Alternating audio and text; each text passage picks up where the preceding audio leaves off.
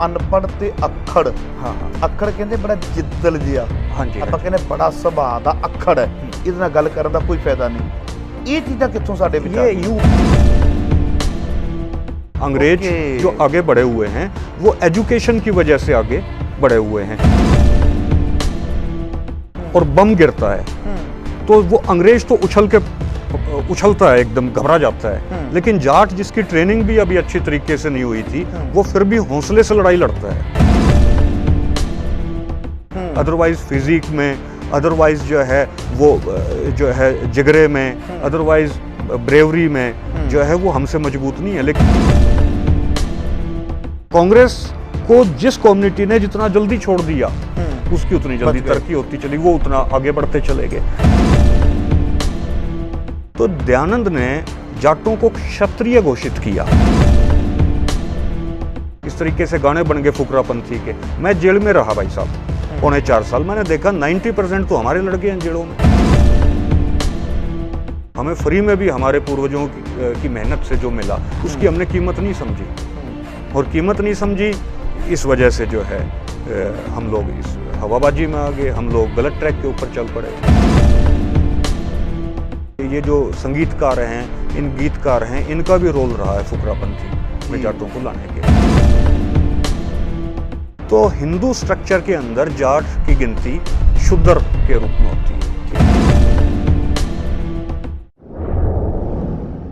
देश विदेश के सारे ही दर्शकों का तुहाडे अपने सेवक हरप्रीत सिंह मखू वालों दिल दीआं गहराइयां तो स्वागत किया जाता है। दर्शकों, तुहाडे पसंदीदा प्रोग्राम विच जिवें कि पिछले एपीसोड दे विच तुहाडे नाल वादा करके गया सां कि अगले प्रोग्राम दे विच मेरे नाल होणगे मनोज सिंह दुहन, हरियाणा की धरती तो, रोहतक की धरती तो, जो एडवोकेट भी ने, संघर्षी भी ने, लिखारी भी ने, तो खास करके भाईचारे दी गल्लां करते हैं कि आपां सारे मूल निवासी एक होइए, एक प्लेटफार्म ते इकट्ठे होइए। आओ तिन्हां नूं अज फिर तुहाडे रूबरू करवाउण जा रहा वां। पिछले एपीसोड दे विच गल कीती सी कि जाट ते जट विच अंतर की है, कि हरियाणे दा जाट हिंदू है। अनेक प्रकार दी इन्हां ने उदाहरणां भी दित्तियां सी कि जो हिंदू संस्कृति दे अंदर चीज़ां ने, वो कहंदे कि साडे जाटां दे विच नहीं हुंदियां। इन्हां ने उदाहरण दित्ती सी कि एक हिंदू इस्तरी अपने गल दे विच मंगल सूत्र ते अपने मत्थे दे विच संदूर ला के रखदी है, उहदे सुहागण होण दी निशानी है। तो वीर जी ने सानू बड़ा क्लीयर कट दस दिता, कहण लगे मैं अपनी दादी दे गल दे विच ना मंगल सूत्र कदी वेखिया ते ना मत्थे ते कदी संदूर वेखिया। और ख्याल करिया जे अगली एग्जाम्पल इन्हां ने दित्ती कि जिहड़ियां हिंदू औरतां ने वो आम करके आपां देखदे हां कि अनेक प्रकार दे व्रत रखने, छठ पूजा आदि जो बिहार दे विच हुंदी है, वो कहते कि साडे जाटां दे विच ये चीज़ां वेखण नूं नहीं मिलदियां। सो कहण तो भाव कुछ लॉजिकली गल्लां इन्हां ने दित्तियां, कुछ अपने परिवारां दे विचों दित्तियां ते उदाहरण दे के सानू दस्सिया कि हरियाणे दा जाट हिंदू नहीं है। आओ आपां होर भी बड़ियां गल्लां करन वालियां ने, और इन्हां ने बिल्कुल क्लीयर कर दिता कि पंजाब दा जट ते हरियाणे दा जाट इक्को ही है। फर्क ये रह गया भी एक सिੱਖੀ वाले पासे आ गए, दायरा विशाल बन गया, तो एक नूं दयानंद सरस्वती जिन्हां नूं महारिषि कहा जाता है, उन्हां दे यत्नां दे सदका दोबारा फिर हिंदू बन गए। तो आ दो अंतर रह गए। आओ इन्हां दे नाल अज फिर गलबात करते हैं। प्रोग्राम की शुरुआत तो पहला मनोज सिंह दुहन का स्वागत करते हैं। वीर जी वाहिगुरू जी का खालसा, वाहिगुरू जी की फतेह। बड़ा चंगा लगा तुहाडे नाल गल करके जी, थैंक यू। एक होर जानकारी दिओ, जदों आपां गल करते हैं जाटां दी, ते तुसीं कहा भी जाट ते जट इक्को ही है, एक तो बोलण दे विच अंतर रह गया। जिवें पंजाब दे विच आपां कह दिंदे आ बथेरे, ते तुहाडे कह दिंदे बतेरे तत्ते दे नाल। इस तरीके दे कुछ लैंगुएज विच अंतर होण करके जाट ते जट ये दो चीज़ां आ गईयां। दूजा तुसीं दस्सिया खून एक है, सुभाਅ एक है, जीनस एक है, सारा कुछ इक्को ही है। पर यूपी, राजस्थान ते पंजाब समेत पूरे देश विच जाटां दी या जट्टां दी तरक्की दा की राज है? अदर कम्यूनिटी भी बड़ियां ने, पर इन्हां दी तरक्की दा राज की बन गया? इसकी जाटों की जो तरक्की का जो रीज़न रहा सर, ये रीज़न इसके ब्रिटिश टाइम के अंदर हम लोग इसके रूट्स को पाते हैं। हाँ, ब्रिटिश टाइम में जब फर्स्ट वर्ल्ड वार शुरू हुआ, ठीक है, फर्स्ट वर्ल्ड वार चला 1914 से लेके 1918 तक। इस फर्स्ट वर्ल्ड वार में जाट बड़ी संख्या में ब्रिटिश आर्मी में भर्ती हुए, और चूंकि हम लोग ब्रिटिश आर्मी में जब भर्ती हुए, सेना में भर्ती हुए, तो हम विदेशों में लड़े। कोई मेसोपोटामिया में बैठा है लड़ने के लिए, कोई इंग्लैंड में बैठा है, कोई जो है वो फ्रांस में बैठा है, पेरिस में है। तो अब चूंकि एक्सपोजर मिल गया, अब तक तो थे गांव में देहात में कुएं के मेंढक बने हुए थे, लेकिन फर्स्ट वर्ल्ड वार में जिसमें 14 लाख इंडियन जो है वो ब्रिटिश आर्मी में भर्ती होकर लड़े, जिसमें 14 लाख, उसमें से ज्यादातर जो हिस्सेदारी थी वो पंजाब की थी, और उसमें 75,000 शहीद हुए थे, 2 लाख फिजिकली डिसेबल्ड हुए थे। किसी के पांव टूट गए, किसी के जो है आंख में चोट लग गई, किसी के हाथ में चोट लग गई। लेकिन जो 14 लाख जो ब्रिटिश आर्मी में शामिल होकर लड़े, तो एक तो वहाँ काम क्या हुआ कि जो आज से पहले, उनसे पहले जो ब्राह्मण ये कहता था कि भाई आपको समंदर पार नहीं करना, समंदर पार नहीं करना, तो वो 7 समंदर लंघ के, 7 समंदर पार करके वो यूरोप में बैठ गए जाट जाकर। अब यूरोप में बैठे तो उनको कॉन्फिडेंस उनके अंदर पैदा हुआ। फर्ज करो बंकर में लड़ाई चल रही है, क्योंकि मैंने फर्स्ट वर्ल्ड वार के बंकर का एग्जीबिशन में मैं गया हूँ। अच्छा। तो मैंने वो देखे हैं, गुड़गांव में जो है वो लगा था। तो वहाँ फर्स्ट वर्ल्ड वार में जैसे एक तो जाट फौजी लड़ रहा है, और दूसरी तरफ एक अंग्रेज भी है, और बम गिरता है, तो वो अंग्रेज तो उछलता है, एकदम घबरा जाता है, लेकिन जाट जिसकी ट्रेनिंग भी अभी अच्छी तरीके से नहीं हुई थी, वो फिर भी हौसले से लड़ाई लड़ता है। तो उसको एक ये बात समझ में आती है कि यार तेरा हौसला, ये अंग्रेज कुछ नहीं है तेरे आगे, लेकिन अंग्रेज कुछ नहीं है तेरे आगे, तो अंग्रेज किस चीज की वजह से आगे बढ़े हुए हैं? उन्होंने देखा कि वहां 7-7 मंजिल की इमारतें हैं, तो उन्होंने देखा ये एजुकेशन की वजह से है। अंग्रेज जो आगे बढ़े हुए हैं वो एजुकेशन की वजह से आगे बढ़े हुए हैं। तो वो जो फौजी थे उनको बड़ी मुश्किल से भर्ती करवाया था सर छोटू राम जी ने, और वो जो फौजी जो भर्ती करने आता था वो कहता था भर्ती हो जा रंगरूट, अड़े मिले हैं टूटे लीतर, उड़े मिलेंगे बूट। माने यार तू भर्ती रंगरूट हो जा, तू रंगरूट बन जा, तू फौजी हो जा, और भर्ती हो जा रंगरूट, आड़े मिले हैं टूटे लीतर, माने यहाँ तो जो तेरे जूते हैं वो टूटे हुए हैं, उड़े मिलेंगे बूट, वहां तेरे को बूट मिलेंगे। भर्ती हो जा रंगरूट, आड़े मिले है गाड़ी दुपड़, उड़े मिले सैल्यूट, भर्ती हो जा रंगरूट, माने यहाँ तो तेरे को गाड़ियां मिल रही हैं, वहां तेरे को सैल्यूट मिलेंगी। तो वो जो जाट जो भर्ती हुए ब्रिटिश आर्मी के अंदर, और वहां जब गए जब युद्ध के मोर्चे पर, तो एक पंगत में वो खाना खा रहे हैं, क्योंकि सारे फौजी एक पंगत में खाना खा रहे हैं। वहां जाति व्यवस्था को जो है वहां नुकसान हुआ, जाति टूटी, एक्सपोजर वहां मिला, और इनके अंदर, जाटों के अंदर चूंकि एक्सपोजर मिला, तो मॉडर्नाइजेशन जो है वहां से शुरू होता है जाटों का। पहले हम गांव में जो हमारे जो बुजुर्ग थे वो साफा बांधते थे, उसको खिंडवा बोलते हैं, वो बांधते थे, लेकिन फौजी हैट लेकर आए पंजाब में, हरियाणवी पंजाब में, और जो है ये फौजी हैट लेकर आए। फौजी जो है वो उन्होंने देखा कि यार अंग्रेज तो 7-7 मंजिल के मकान हैं उनके, इमारतें हैं, तुम कम से कम एक चौबारा तो चढ़ा लो। तो फौजियों ने चौबारा चढ़ाया। फौजी इंग्लिश लैंग्वेज को लेकर आए, फौजी एजुकेशन को लेकर आए। इसलिए रोहतक के अंदर जो जाट हीरोज मेमोरियल स्कूल है, Jat heroes memorial school, Jat heroes memorial college, वो किन हीरोज की मेमोरी में है? वो उन हीरोज की मेमोरी में है जो फर्स्ट वर्ल्ड वार में लड़े थे। क्या बात है। उन्होंने ये सर छोटू राम को लेटर्स लिखे हैं। एक लेटर में एक फौजी लिखता है, जी हम चाहते हैं कि ये जंग लंबी चले, क्योंकि अब तक तो हम गांव में थे, हम कुछ जानते नहीं थे, लेकिन हम यहाँ आए हैं तो हम दुनिया जहान की हमें जानकारी मिल रही है। एक फौजियों ने लिखा है कि जो एजुकेशन है उसकी वजह से अंग्रेज हमसे आगे बढ़े हुए हैं, अदरवाइज फिजिक में, अदरवाइज जो है वो जो है जिगरे में, अदरवाइज ब्रेवरी में जो है वो हमसे मजबूत नहीं है, लेकिन एजुकेशन की वजह से वो हैं। तो हमारी पूरी बटालियन ने ये फैसला लिया है कि जो हमें जो तनख्वाह मिलती है उस तनख्वाह में से 25% हम लोग जाट स्कूल को बनने के लिए डोनेट करते हैं। क्या बात है। अच्छा। तो हाँ, फौजियों ने डोनेट किया। और वो जब डोनेशन फौजियों से आई तो उस वजह से जाटों के अंदर एजुकेशन शुरू हुई। इंडिया के अंदर जो फर्स्ट जो किसी ट्राइब के नाम पर जो स्कूल बना वो जाटों ने शुरू किया। रोहतक के अंदर से इसकी शुरुआत हुई, फिर ये फैलता चला गया, वेस्ट यूपी में भी, राजस्थान में भी। वो हमारी एक एजुकेशन की मूवमेंट थी और बेहतरीन उसके अंदर टीचर हुआ करते थे। एक तो रीजन ये रहा जो जाटों की तरक्की का रीजन एजुकेशन आ गया, एजुकेशन आ गई। दूसरा इस एक्सपोजर आ गया, सरकारी नौकरियां आ गई। पहले हाड़ी और पाड़ी होते थे गांव में, एक हाड़ी होता था जो हल चलाता था, एक पाड़ी होता था जो पशुओं को संभालता था। लेकिन एक तीसरा कल्चर भी आ गया ना, हाड़ी पाड़ी और फौजी। तो जो फौजी आए वो जो है वो modernisation of Punjab, modernisation of Haryanvi Punjab की शुरुआत हुई। फौजियों की वजह से समृद्धि भी आई, पैसा भी आया, एक्सपोजर भी हुआ। एक तो ये रीजन रहा। दूसरा रीजन ये रहा कि जाटों ने इस मुल्क में एज ए कम्युनिटी सबसे पहले कांग्रेस को छोड़ दिया था। अच्छा, जाटों ने पंजाब और हरियाणवी पंजाब के जाटों ने सबसे पहले कांग्रेस को, हरियाणवी पंजाब के और पंजाब के जाटों ने सबसे पहले कांग्रेस को छोड़ा था। 1919 में गांधी ने जो है वो असहयोग आंदोलन का प्रस्ताव पारित किया। कलकत्ता में इनका जो है अधिवेशन हुआ कांग्रेस का।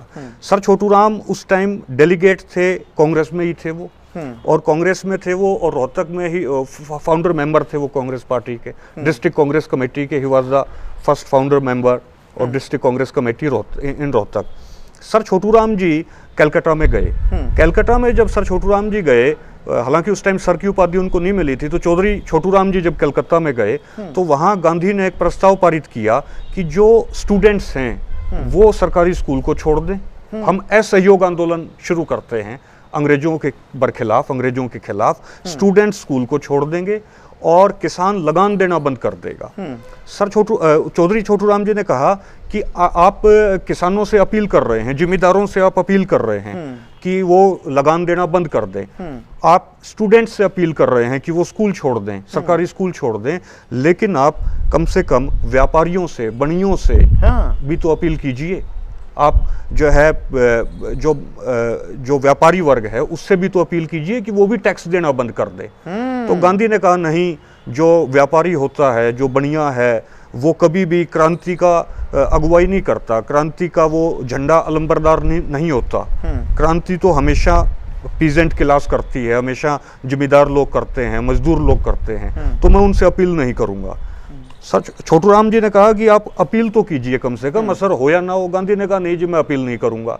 वहां छोटूराम जी को एक बात समझ में आई, क्योंकि पंजाब लैंड रेवेन्यू एक्ट जो था उसके मुताबिक अगर जमींदार लगान नहीं देगा तो उसकी जमीन कुर्क हो जाएगी। अब उसकी जमीन कुर्क होगी तो उसकी जमीन की बोली लगेगी। उसकी जमीन की जब बोली लगेगी तो उसकी बोली में उस जमीन को कौन खरीदेगा? उसको वही बनिया खरीदेगा जिसे गांधी ने फ्रीडम मूवमेंट से बचा कर रखा हुआ है, जिसे गांधी ने अंग्रेजों से लड़ने से बचा के रखा हुआ है, जिसकी एनर्जी को गांधी ने जाया नहीं होने दिया। तो वहां सर छोटूराम जी को समझ में आया कि ये फ्रीडम मूवमेंट जाट जमींदारों की जमीन को बनियों को देने की एक साजिश है। Freedom movement is a conspiracy. ठीक है, हमारी जमीन को बनियों को देने की कॉन्स्पिरेसी है। छोटूराम जी जब रोहतक में आए तो उनको कांग्रेसियों ने काले झंडे दिखाए। काले झंडे दिखाए तो उन्होंने कांग्रेस को छोड़ दिया। उन्होंने जब कांग्रेस को छोड़ा तो केवल उन्होंने ही कांग्रेस को नहीं छोड़ा, पूरी जाट कम्युनिटी ने कांग्रेस को छोड़ दिया बल्क में। एक आध तो रहे, लेकिन ज्यादातर 95% हम लोगों ने कांग्रेस को छोड़ दिया 1919 के अंदर। तो इस देश के अंदर चूंकि हमने एज ए कम्युनिटी जो है कांग्रेस को छोड़ दिया, और कांग्रेस को जो कम्युनिटी छोड़ती चलेगी उस कम्युनिटी की तरक्की होती चलेगी। डॉक्टर अंबेडकर ने भी छोड़ा कांग्रेस को बाद में। कांग्रेस को जिस कम्युनिटी ने जितना जल्दी छोड़ दिया उसकी उतनी जल्दी तरक्की होती चली, वो उतना आगे बढ़ते चले गए। तो जाटों की तरक्की का जो रीजन रहा उसमें फौज रही, उसके अंदर जो है एजुकेशन फौज के माध्यम से आई, जाट संस्थाएं इन्होंने चलाई एजुकेशन की, और इन्होंने जो है कांग्रेस को जल्दी छोड़ दिया था। ये कारण बन गए, ये कारण बन गए। पर फिर भी जिवें हुण तुसीं एडे कारण दस्से आ भी एजुकेशन आ गई, पर फिर भी जाटां दी एक पछाण अनपढ़ अखड़ सुभाਅ वाले भी किया जाता, फिर ये क्यों? ये इसलिए कि मैं जब LLB की पढ़ाई कर रहा था तो LLB की पढ़ाई में मेरे दादाजी मेरे को बोले कि बेटा ये तेरी LLB कितने साल में पूरी होगी?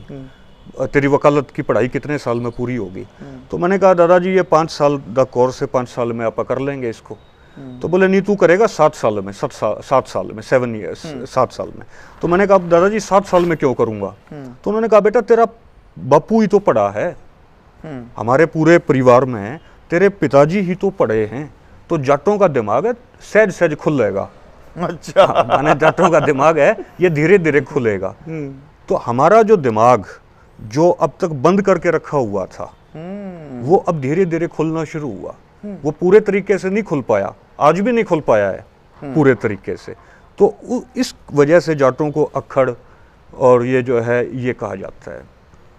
और जिवें तुसी गलबात कीती है, और हालांकि बदनामी भी जो है वो जो हमारे जो अपर कास्ट हिंदूज हैं वो हमारी करते हैं। जैसे सिखों पे भी तो कितने चुटकुले बनाए सर इन लोगों ने, ऐसे जाटों पे भी चुटकुले बनाए। हाँ, अलग नहीं है ना हम, ये तो जो प्रोग्रेसिव कौम होगी, क्योंकि हम इनके बहकावे में कम आए।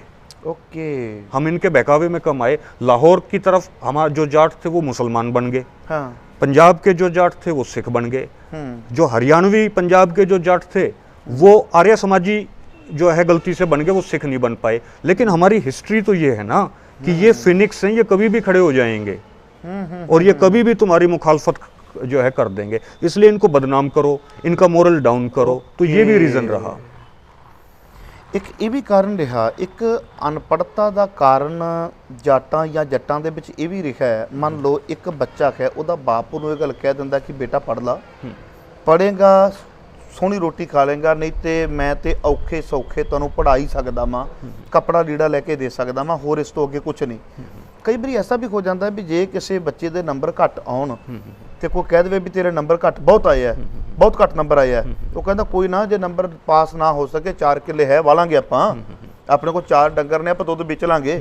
ਕਿਤੇ ਤੁਹਾਨੂੰ ਲੱਗਦਾ ਨਹੀਂ ਕਿ ਜਿਹੜੀ ਜ਼ਮੀਨ ਹੈ ਇਹ ਵੀ ਸਾਡੀ ਐਜੂਕੇਸ਼ਨ ਦੇ ਵਿੱਚ ਇੱਕ ਰੁਕਾਵਟ ਬਣੀ, ਜਦਕਿ ਚਾਹੀਦਾ ਤੇ ਇਹ ਸੀ ਵੀ ਸਾਡੇ ਕੋਲ ਸਾਧਨ ਆ ਗਿਆ ਜ਼ਮੀਨ ਦਾ, ਇਹਦੇ ਵਿੱਚੋਂ ਜੋ ਬਣੇਗਾ ਉਹਦੇ ਵਿੱਚੋਂ ਅਸੀਂ ਆਪਣੇ ਬੱਚਿਆਂ ਦਾ ਫਿਊਚਰ ਸਿਰਜ ਲਈਏ। ਕਈ ਵਾਰੀ ਬੱਚੇ ਇਸ ਗੱਲ ਦੇ ਵਿੱਚ ਅਵੇਸਲੇ ਵੀ ਨਹੀਂ ਹੋ ਗਏ ਲੈਂਡ ਆਉਣ ਦੇ ਕਰਕੇ।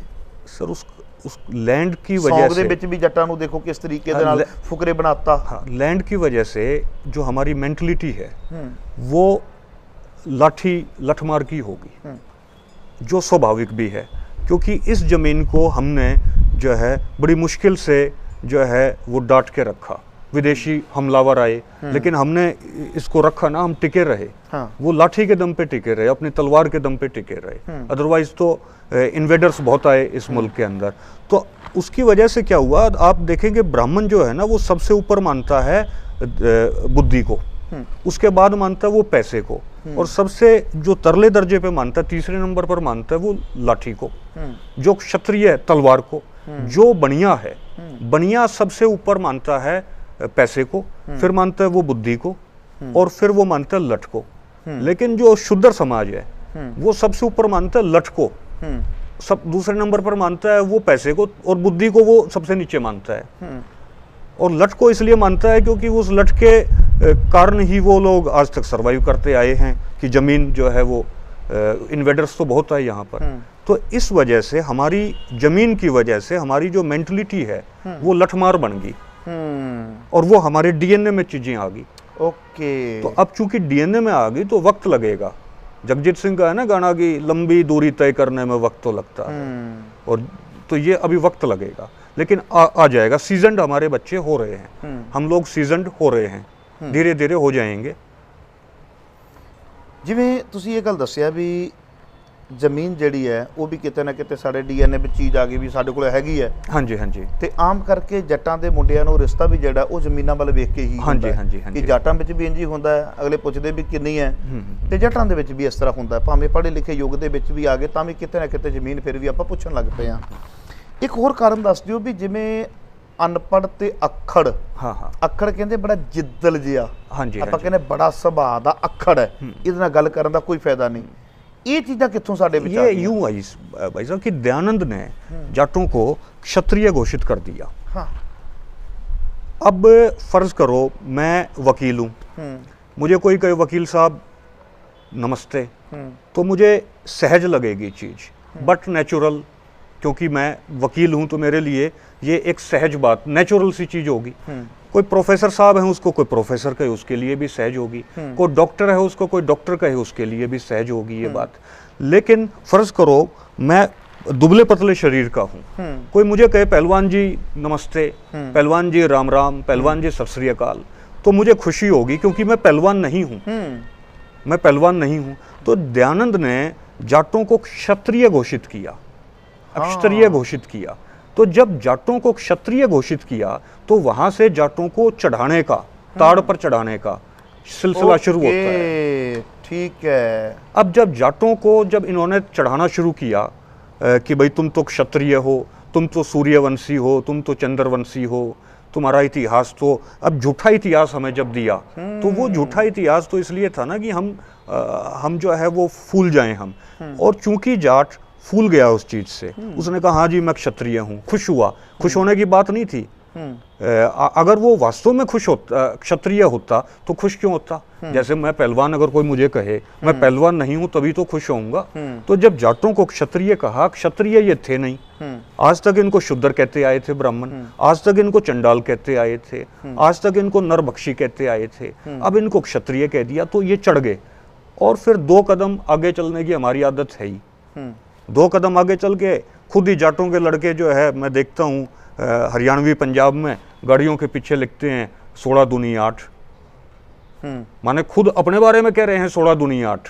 हाँ। और इस चीज को गर्व की बात ये बता रहे हैं। इसका कारण क्या? इसका कारण मेंटलिटी ऐसी होगी ना, उल्टे जो है उलट लगी।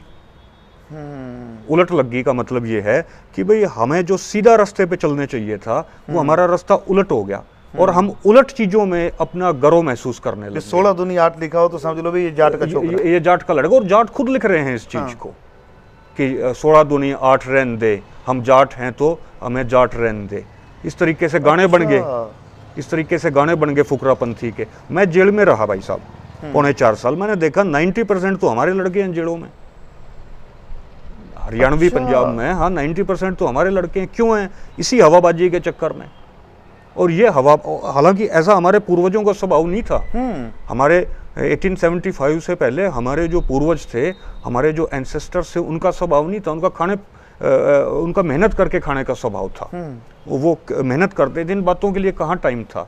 लेकिन जो हमारे ही पूर्वजों ने जो हमारे लिए मेहनत की और हमें जो फ्री में मिल गया, सर छोटू राम की मेहनत से हमें फ्री में मिल गया, हमारी पीढ़ी ने तो नहीं देखा ना। हाँ। स्ट्रगल नहीं देखा। मेरे दादाजी मेरे को बोले कि बेटा तुम तो सतयुग में रह रहे हो, कलयुग में तो हम रहते थे। तो मैंने कहा कैसे? बोले यार हम तो पूरी उम्र मेहनत करते थे, खेती किसानी करते थे, तुम कुछ भी नहीं करते फिर भी मौज ले रहे हो। तो वो जो हम कुछ भी नहीं जो कर रहे, जो हमारे जो पूर्वजों की मेहनत जो हमें फ्री में मिल गई, तो फ्री में किसी आदमी को कोई चीज मिल जाएगी तो गड़बड़ हो, तो फिर गड़बड़ हो जाएगी। ठीक है। तो इस वजह से हमें फ्री में भी हमारे पूर्वजों की मेहनत से जो मिला उसकी हमने कीमत नहीं समझी। और कीमत नहीं समझी, इस वजह से जो है हम लोग इस हवाबाजी में आ गए, हम लोग गलत ट्रैक के ऊपर चल पड़े। हम अपने आप को क्षत्रिय जो है कहने लग गए। 16 दूनी 8 कहने में भी हम अपने आप को गर्व महसूस करने लग गए। मैं सोचदा हुन्ना सा भी शायद पंजाब दे अंदर ही जट्टां ते गीत बना के जट्टां नूं बड़ा फुकरे घोषित किया जा रहा है। पर मैनूं हुण तुसीं पहली बार दस्सिया भी हरियाणे दे विच भी जाटां ते इस तरीके दे गीत बना के उन्होंने फुकरे बनाए जा रहे हैं। बहुत ज़्यादा सर, बहुत ज़्यादा। हाँ, ये तो एक तरीके से एक ऑर्गेनाइज्ड वे में चल रहा है। मैंने अब आवाज़ उठाई थी, मैंने हरियाणा के अंदर किसी भी जो गीतकार है उसने जो अभी किसानों के ऊपर जो एक्ट जो बनाए गए उसके ऊपर किसी ने भी कोई भी गीत नहीं गाया। तो मैंने कहा कि यार गीत गाओ इसके ऊपर, फुकरापंथी के गीत छोड़ दो। तब जाके एक आध ने गाना शुरू किया है। तो ये जो है ये जो संगीतकार हैं, इन गीतकार हैं, इनका भी रोल रहा है फुकरापंथी में जाटों को लाने के लिए, अनपढ़ता की वजह से। हाँ। अच्छा, फिर इसका रीजन ये है जो आदमी फुकरापंथी की तरफ चलेगा ना, वो धीरे धीरे नशे की तरफ भी बढ़ जाएगा। ओके। क्योंकि फिर वो स्टेटस सिंबल बन जाएगा, फिर सिगरेट स्टेटस सिंबल हो जाएगी, फिर बियर स्टेटस सिंबल हो जाएगी, फिर बियर सिगरेट से आगे चल के चिट्टा स्टेटस सिंबल हो जाएगा। ओके। तो जो नशे के कारोबारी हैं वो भी तो चाहेंगे ना कि इस तरीके के गीत बने, फुकरापंथी बढ़े, तो वो इन्वेस्ट करेंगे। वो इस तरीके के गीत बनवाएंगे। तो बहुत इसके अंदर जो नशे के कारोबारी हैं उनका भी एक ऑर्गेनाइज्ड ढंग से जाटों को फुकरापंथी में लाने के लिए उनकी भी कहीं ना कहीं कोई भूमिका है जी। हाँ जिवें तुसीं एक गल बड़ी सुंदर करते पे सी, ਉਹਦੇ ਵਿੱਚ ਤੁਸੀਂ ਕਾਫੀ ਹਵਾਲੇ ਦਿੱਤੇ ਕਿ ਬ੍ਰਾਹਮਣ, ਖੱਤਰੀ, ਵੈਸ਼ ਔਰ ਸ਼ੂਦਰ ਦੀ। ਤੁਹਾਡੇ ਮੁਤਾਬਕ ਜੱਟ ਇਹਨਾਂ ਚਾਰਾਂ ਦੇ ਵਿੱਚੋਂ ਕਿਹੜੇ ਵਰਣ ਦੇ ਵਿੱਚ ਆਉਂਦਾ ਹੈ? जाट तो जो है अगर हम हिंदू स्ट्रक्चर में देखें, हिंदू स्ट्रक्चर में, बाकी तो जाट हिंदू नहीं है, लेकिन आर्य समाज की वजह से होले होले हमें हिंदू में लाया गया। तो हिंदू स्ट्रक्चर के अंदर जाट की गिनती शूद्र के रूप में होती है। ठीक है। लाहौर हाईकोर्ट का एक फैसला है जोगिंदर वर्सेस करतारा 551 AIR 1936। ये फैसला ये कहता है जाट्स आर शूद्राज, जाट शूद्र हैं। और जन्म कुंडली, जैसे मैंने आपको पिछली वार्ता में आपसे डिस्कस किया था कि मैंने जन्म कुंडली बनवाई, जन्म कुंडली में हमें शूद्र कहा गया। लेकिन जब हमारा इस्तेमाल करना होता है, जब हमारा इस्तेमाल करना होता है शेड्यूल्ड कास्ट के खिलाफ, जब हमारा इस्तेमाल करना होता है मुसलमानों के खिलाफ, जब हमारा इस्तेमाल करना होता है हमारे ही जाट या सिख भाईचारे के खिलाफ, जैसे 84 में भी हमारा इस्तेमाल किया गया, 47 में भी किया गया, तब ये लोग हमें सूर्यवंशी बता देते हैं, क्षत्रिय बता देते हैं। लेकिन जब बात आती है जाट आरक्षण की, जब बात आती है अधिकारों की, जब बात आती है रिजर्वेशन की, तब ये हमें शूद्र रिकॉग्नाइज नहीं करते। जब हम कहते हैं ना हम शूद्र हैं, वैसे तो हमें गालियां देंगे, अपने टेक्स्ट में हमें हमारे खिलाफ लिखेंगे। जब मुसलमानों के खिलाफ लड़वाना होगा तब हमें जो है वो क्षत्रिय घोषित कर देंगे। लेकिन जब अधिकारों की बात और हमारी जन्म कुंडली में शूद्र लिखेंगे, अपनी किताबों में शूद्र लिखेंगे, लेकिन जब हम उसी शुद्धता के आधार पर जब हम अपने अधिकारों की बात करेंगे तो फिर कहेंगे नहीं तुम शूद्र नहीं हो। लेकिन बेसिकली इस देश के अंदर जो खेती किसानी करने वाले लोग हैं, जो कमेरा वर्ग है, वो सारा का सारा शूद्र है। और जब तक वो अपना शुद्रत्व नहीं पहचानेगा, क्योंकि ब्राह्मण ਦੇ ਵਿੱਚ ਜੇ ਵਰਨ ਵਿਵਸਥਾ ਨੂੰ ਦੇਖੀਏ, ब्राह्मण ਦੇ ਵਿੱਚ ਜੱਟ ਨਹੀਂ ਆਉਂਦਾ। ਜੱਟ ਜਾਂ ਜਾਟ ਦੋਵੇਂ ਆਪਾਂ ਲਾ ਲਈਏ, ਹੈ ਤੇ ਕੋਈ ਹੈ। ਖੱਤਰੀ ਦੇ ਵਿੱਚ ਇਹ ਨਹੀਂ ਆਉਂਦਾ, ਵੈਸ਼ ਦੇ ਵਿੱਚ, ਬਨੀਆਂ ਦੇ ਵਿੱਚ ਇਹ ਨਹੀਂ ਆਉਂਦਾ, ਤੇ ਫਿਰ ਨੈਚੁਰਲੀ ਗੱਲ ਹੈ ਫਿਰ ਸ਼ੂਦਰ ਦੇ ਵਿੱਚ ਹੀ ਆਏਗਾ ਨਾ। शूद्र ही है। क्षत्रिय तो हमारे दादा परदादा कह ही नहीं सकते।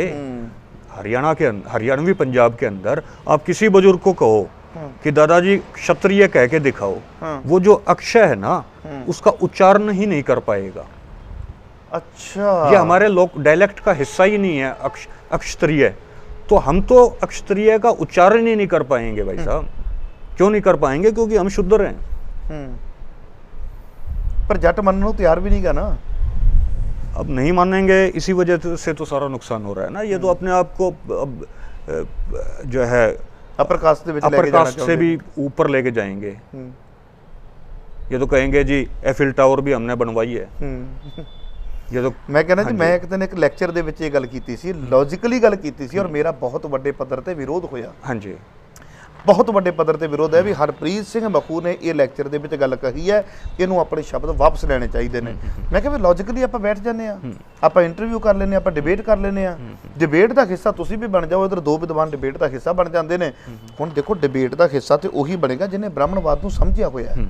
ਡਿਬੇਟ ਦਾ ਹਿੱਸਾ ਉਹ ਨਹੀਂ ਬਣੇਗਾ ਜਿਹੜਾ ਲੱਠ ਮਾਰ ਚੱਲੇਗਾ, ਜਿਹੜਾ ਕਹੇਗਾ ਨਹੀਂ ਅਸੀਂ ਹੈ ਨਹੀਂ।